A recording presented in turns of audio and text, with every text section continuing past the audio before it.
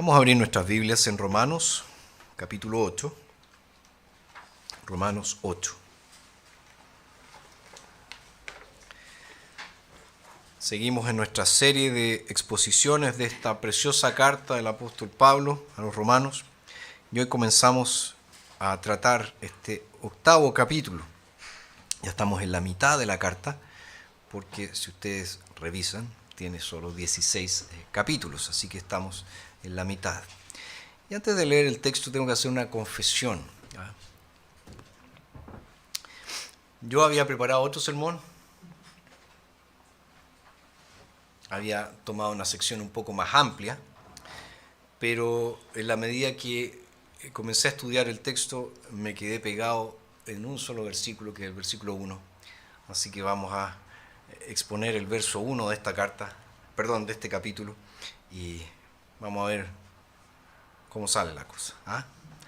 Vamos entonces ahí, Romanos 8, verso 1. Esta es la palabra del Señor, palabra infalible, inerrante y suficiente. Dice: ahora pues, ninguna condenación hay para los que están en Cristo Jesús. Romanos 8 es un pasaje muy especial y de hecho es un pasaje muy querido, muy amado por los cristianos. Lo que hace Romanos 8 es mostrarnos un panorama de la bendición cristiana. Parte desde nuestra justificación, es decir, nuestra correcta posición delante de Dios, pasa a través de nuestra santificación y adopción y llega a la glorificación o incluso más allá, al considerar la nueva creación, los nuevos cielos y la nueva tierra.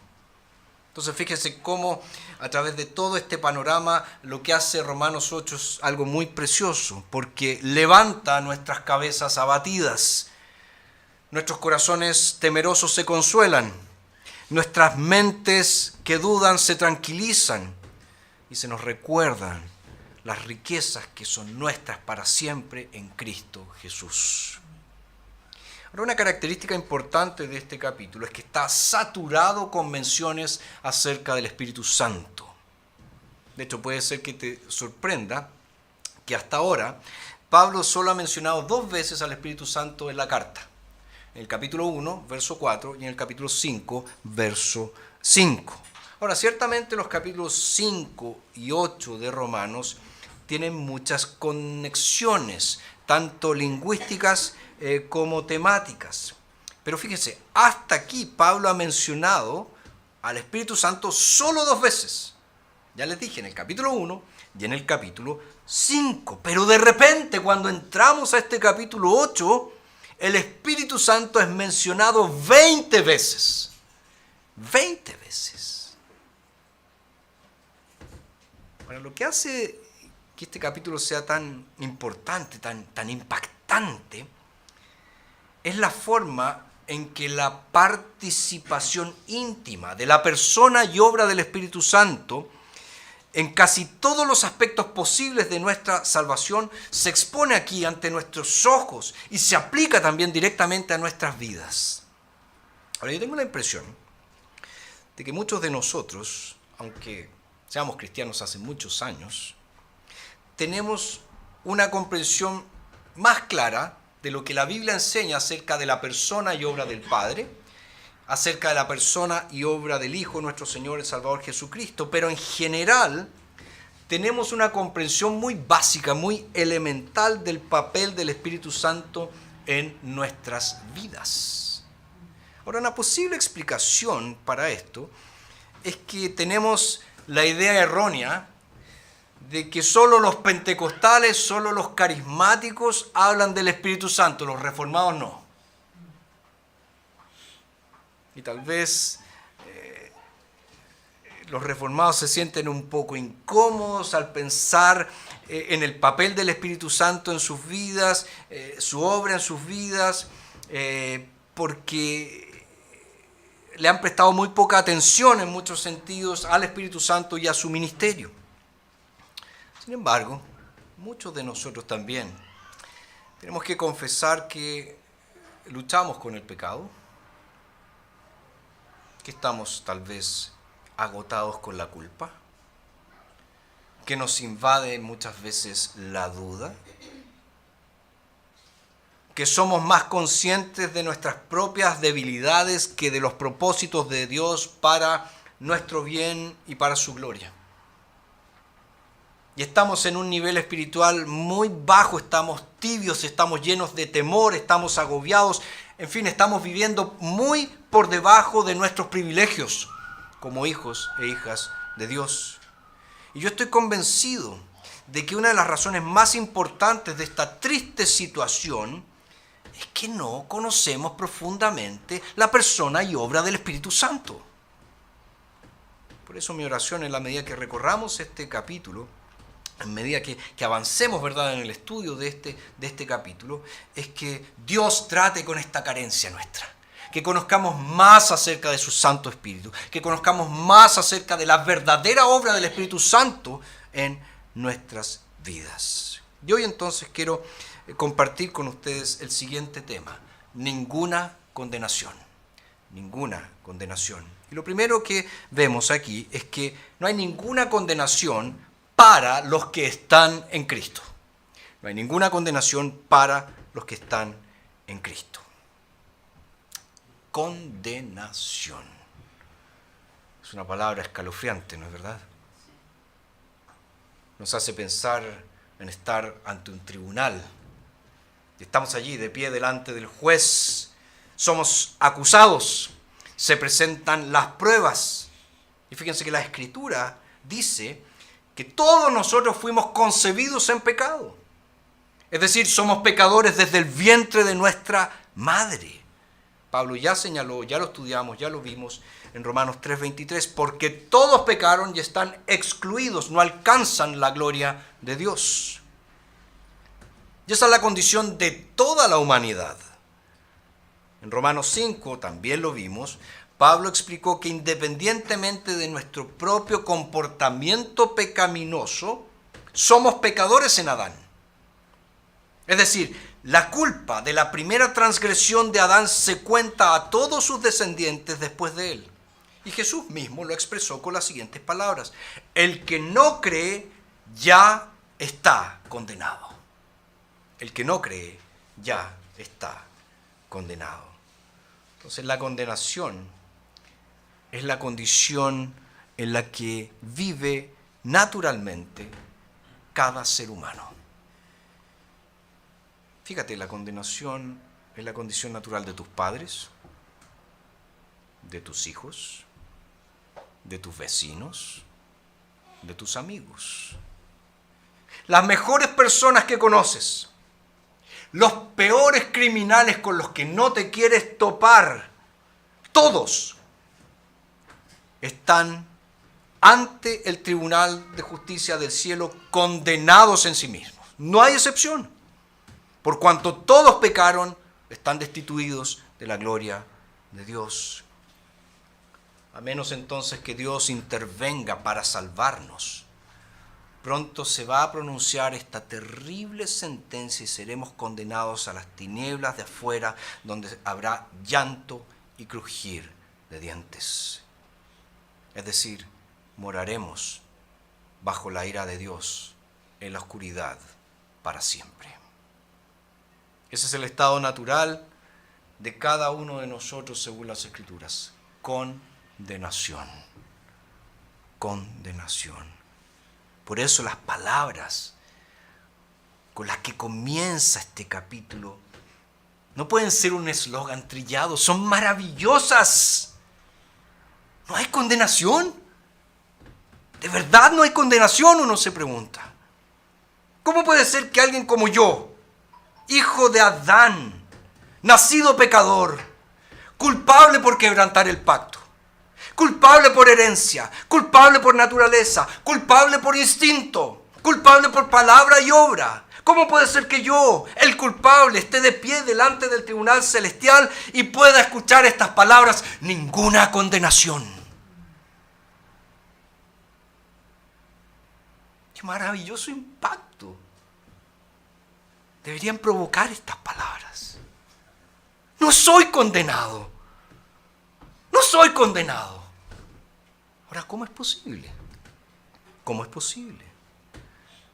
Bueno, el mismo Pablo parece sentir algo de la maravilla de lo que significan estas palabras. Tal como fue escrito originalmente, Romanos 8.1, no contiene verbo. Los traductores de nuestra versión lo proporcionaron, ese hay que está allí. El texto simplemente dice en el idioma original: ahora pues ninguna condenación para los que están en Cristo Jesús. Es casi como un titular de un diario, ¿verdad? Es como esa primicia, las noticias de la portada. Sentencia impactante. Ninguna condenación para los que están en Cristo Jesús. Ahora nosotros necesariamente tenemos que preguntarnos: ¿qué apaciguó al juez? ¿Qué es lo que pesó contra este hecho abrumador y demostrable de nuestra culpa ante Dios? ¿Por qué no hay condenación? Ahora es importante leer bien el texto. El texto dice: ninguna condenación en Cristo Jesús. Hay condenación. Hay condenación para todos los demás. Pero para aquellos que están en Cristo Jesús, no hay condenación. Todos los demás están en Adán. Por tanto, debes estar en Cristo. Él es tu único refugio. Somos pecadores condenados en Adán. Pero si podemos salir de Adán y estar en Cristo, su justicia nos es imputada y no hay condenación para nosotros. Permíteme entonces hacerte la pregunta obvia: ¿estás en Cristo? ¿De qué lado estás? ¿Estás en Adán, condenado? ¿O estás en Cristo solo por la fe? No condenado, sino declarado justo ante los ojos de Dios, no por tu propia justicia, sino por la justicia de Jesucristo. En el tribunal celestial, si entras allí y estás en Cristo, Dios te dice: ninguna condenación. No estás condenado. Entonces tenemos en primer lugar ninguna condenación para los que están en Cristo. En segundo lugar, ninguna condenación de una vez y para siempre. De una vez y para siempre. Fíjense que ninguna condenación es algo presente, es algo actual, es decir, ninguna condenación ahora mismo. No sé si logras ver eso ahí en el versículo. Dice: ahora pues, ninguna condenación hay. Y fíjense qué diferencia más maravillosa hace esa pequeña palabrita. Ahora mismo. En el momento en que descansas en Cristo Jesús, no hay condenación para ti. Ahora tengo que decirte que a veces necesito mucho de esta pequeña palabrita, ahora. Porque peco, tropiezo, caigo. Y entonces Satanás empieza a acusarme. ¿Es el tipo de cristiano que eres? ¿No se supone que eres pastor? ¡Qué fracaso! ¡Qué hipócrita! ¡Qué desperdicio debe ser para Dios! ¿Cómo puedes vivir contigo mismo? Y luego mi conciencia se une a las palabras del diablo y me dice: ¿cómo es posible que hayas vuelto a caer en lo mismo? ¿No deberías ser más maduro en la vida cristiana? Es un desastre. Y luego viene la parte realmente destructiva. Porque si no tengo cuidado, empiezo a confundir estas voces condenatorias de Satanás, las mías, con la voz de Dios. Y empiezo a preguntarme si de hecho Dios me diría: mira, Juica, ya me aburriste. Estoy cansado. Me has decepcionado tantas veces. Se acabó. estás fuera. Estás fuera.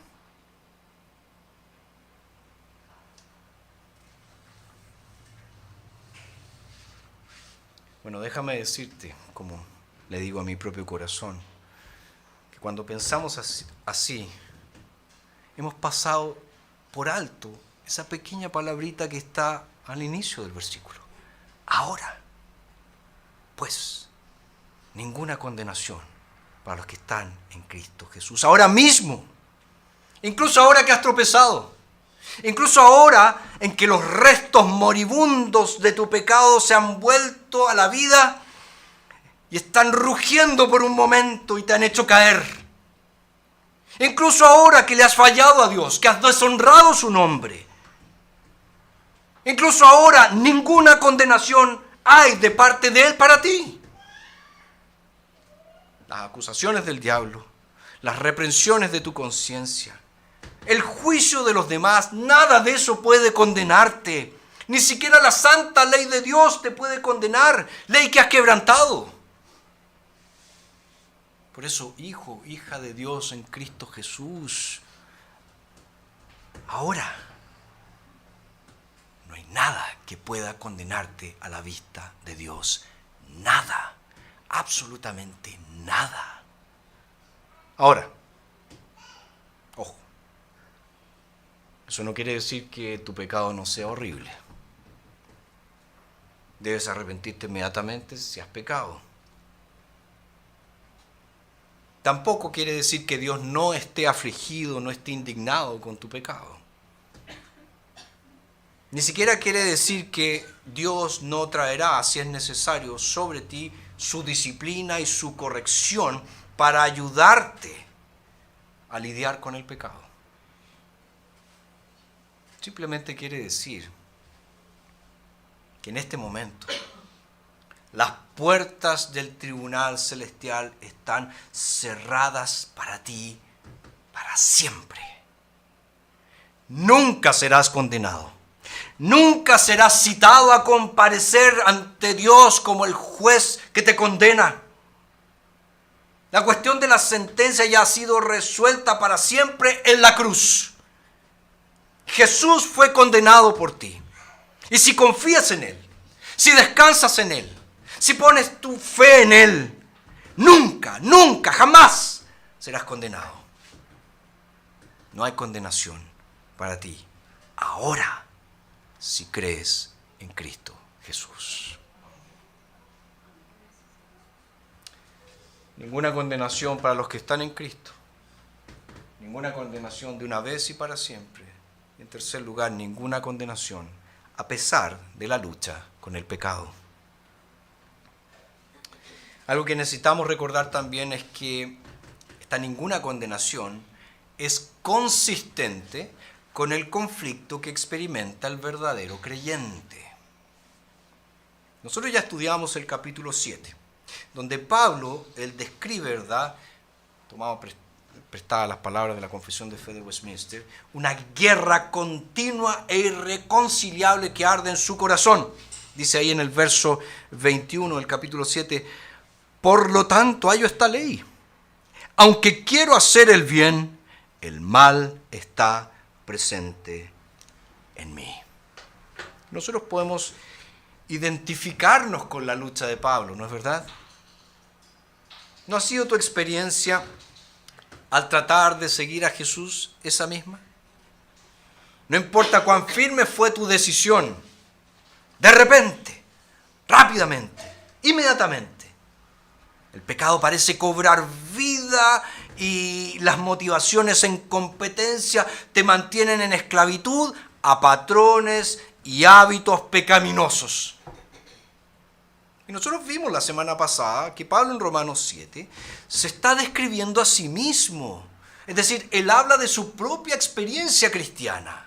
Él dice que ama la ley de Dios, que se deleita en la ley de Dios en su interior, que él quiere hacer lo correcto, pero tan pronto como él quiere servir a Dios, encuentra una oposición a su decisión. La ley del pecado, el remanente del pecado que cobra vida y lo esclaviza nuevamente al pecado y a la maldad.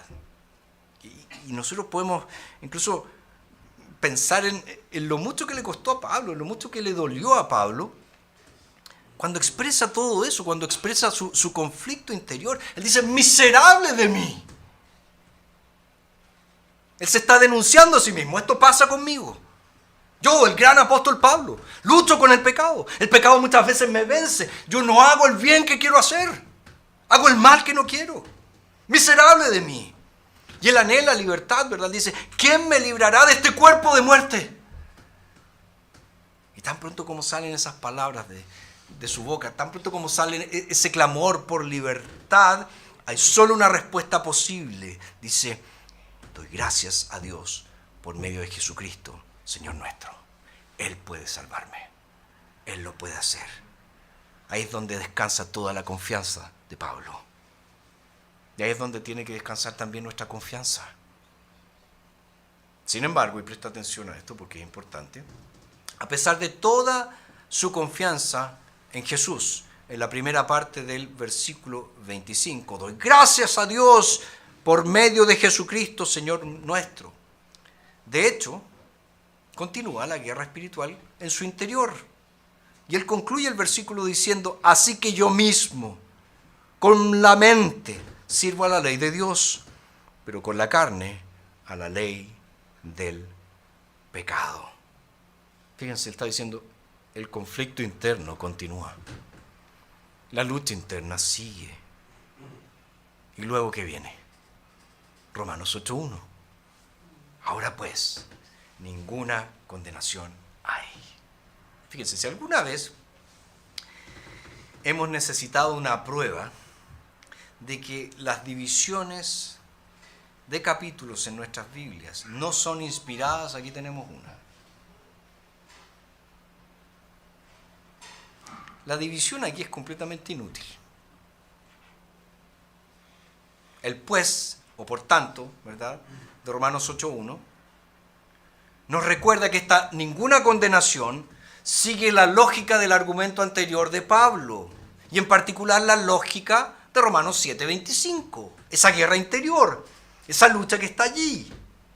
Pero fíjense, esto tiene enormes importancias pastorales para nosotros que muchas veces olvidamos. Pablo nos recuerda que ninguna condenación es compatible con el conflicto con el pecado en el corazón del creyente. Pablo dice, por lo tanto, a la luz del hecho de que sirvo a la ley de Dios con mi mente, pero con mi carne todavía frustrantemente, desgarradoramente sirvo a la ley del pecado, dado que esta guerra continua e irreconciliable continúa ardiendo dentro de mí, dado que el remanente del pecado todavía se las arregla de alguna manera para llevarme cautivo, de modo que incluso ahora clamo, oh miserable de mí, aquí está la verdad a la que necesito aferrarme. Esta es la realidad que nunca debo perder a la vista. Ahora pues, ninguna condenación hay para los que están en Cristo Jesús. Conozco a muchos cristianos que sienten que la guerra arde en sus vidas y tienen que confesar que a menudo han perdido escaramuzas y que han librado batallas campales en el camino. La fuerza del principio de la gracia que resiste a las fuerzas del pecado en el corazón muchas veces nos parece débil. Y nos sentimos igual que Pablo.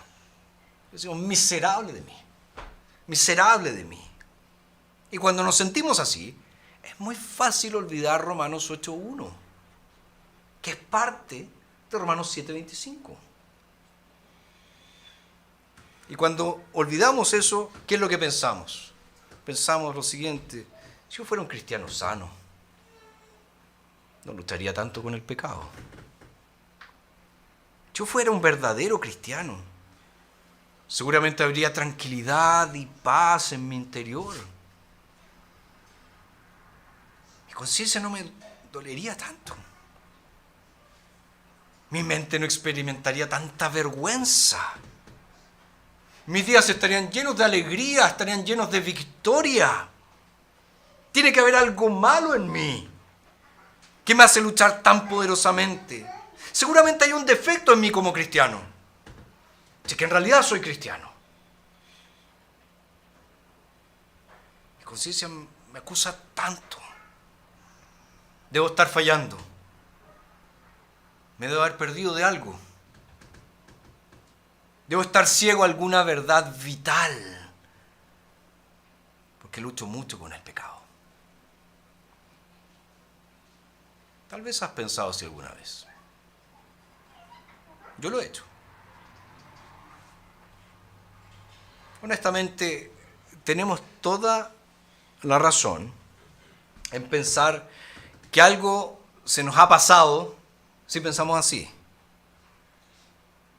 Nos estamos perdiendo esta verdad vital.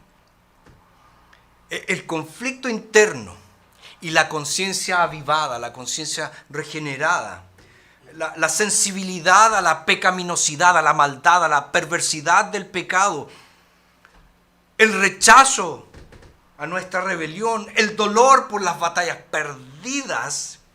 ¿Qué es? Es la vida cristiana normal. Y es completamente coherente con la sentencia divina que dice: ninguna condenación hay para los que están en Cristo Jesús.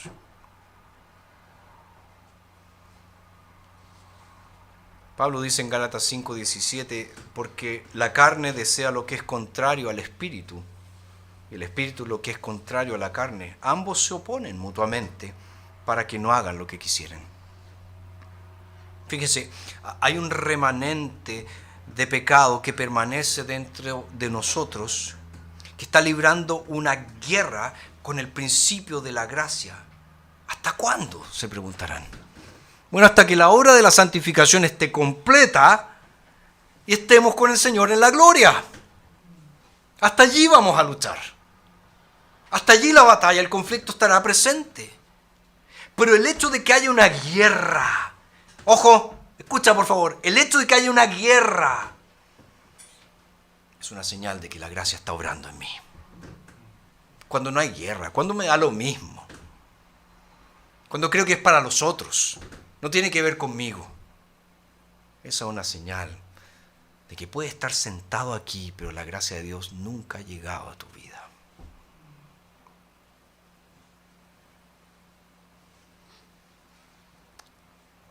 Queridos, no sé si se han dado cuenta, pero esto es una constatación universal. No hay conflictos, no hay problemas en los cementerios. Todos muertos. ¿O han visto a los muertos peleándose con otros? ¿O teniendo conflictos unos con otros? No hay. Si tú estás vivo en Cristo, si el Espíritu del Señor mora en ti, si Dios ha pronunciado esta sentencia sobre ti, ninguna condenación, ¿qué vas a encontrar? Una lucha diaria con el pecado que aún permanece en tu corazón. Antes de que fueras creyente, cuando el pecado gobernaba completamente tu vida, estabas condenado por Dios. No había ninguna guerra. Tal vez experimentaste algún remordimiento o alguna cosa mala que hiciste. Pero era súper fácil silenciar esos pensamientos y seguir adelante, pasarlo bien, vivir para ti, etc. El pecado tenía dominio absoluto, completo, real sobre tu vida. No había ni un conflicto. Era la tranquilidad, era la paz de un cementerio. Ni un problema. Era la tranquilidad de la muerte espiritual. Pero ahora que el Espíritu Santo te ha dado vida, ahora que estás en Cristo Jesús, ahora que Dios ha declarado sobre ti que estás más allá, eternamente, para siempre, estás más allá de cualquier condenación, ahora hay conflicto, ahora hay lucha, ahora hay guerra. Tu conciencia avivada, tu conciencia informada por la palabra de Dios y por el Espíritu de Dios, retrocede ante el pecado que hay en ti. Y ahora te encuentras reacio a dejar que el remanente del pecado avance en tu vida sin luchar contra él. Insisto, no hay problemas, no hay lucha, no hay conflicto en un cementerio. Solo los que están espiritualmente vivos luchan contra el pecado. Ninguna condenación es completamente compatible con el conflicto. ¿Se dan cuenta de eso?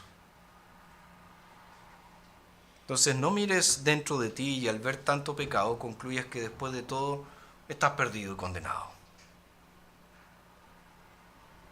No. Ten consuelo de que hay una guerra que se desata en tu misma alma. Y las fuerzas de Dios han entrado en tu vida para establecer allí, ¿qué cosa? El reino de Jesucristo en tu vida. Y si hay conflicto, es porque Dios te ha adoptado como su hijo, como su hija. Y ha pronunciado su sentencia sobre ti por causa de Jesús. Ninguna condenación. Ninguna condenación. Y ahora estás legalmente bien con Dios. Y Él está luchando por ti. Él está luchando en ti. Y Él te ha equipado para luchar a fin de vivir bien delante de Él, para su gloria. La gran pregunta es, ¿crees en eso? ¿Crees en esta maravilla del Evangelio? Ninguna condenación. ¿Qué produce eso en tu vida? Si entiendes esto, vas a vivir como alguien que ha sido liberado del pecado, de la esclavitud del pecado. Como alguien que ya no está bajo condenación, sino que es libre para servir a Dios con todo su corazón. Amarás cumplir la ley de Dios. Vas a crecer en santidad. Ninguna condenación hay para los que están en Cristo Jesús. Es una frase bella. En Cristo Jesús. Y es muy sencilla, ¿verdad? Pero está llena de significado. Por eso insisto, ¿estás en Cristo? ¿Realmente estás en Cristo? No te pregunto si estás o no en la iglesia. Que hay muchas personas que creen, no, la iglesia hace bien. Especialmente, muchos que dicen, la iglesia le hace bien a mis hijos, pero a mí no me hace bien. Yo vengo con ellos, pero a mí no me hace bien. Le hace bien a ellos.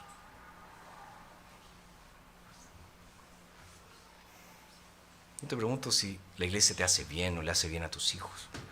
La pregunta es, ¿estás en Cristo o no? Porque el privilegio de estar unidos al Cristo resucitado y ascendido, que nos da todas sus bendiciones espirituales, viene con una condición. No puede separarse de la pertenencia a Cristo. Si compartimos su muerte, tenemos que morir al mundo, al pecado, a nosotros mismos. Y si compartimos su resurrección, tenemos que vivir para Él, para su gloria, porque Él es Señor y Salvador. Oremos.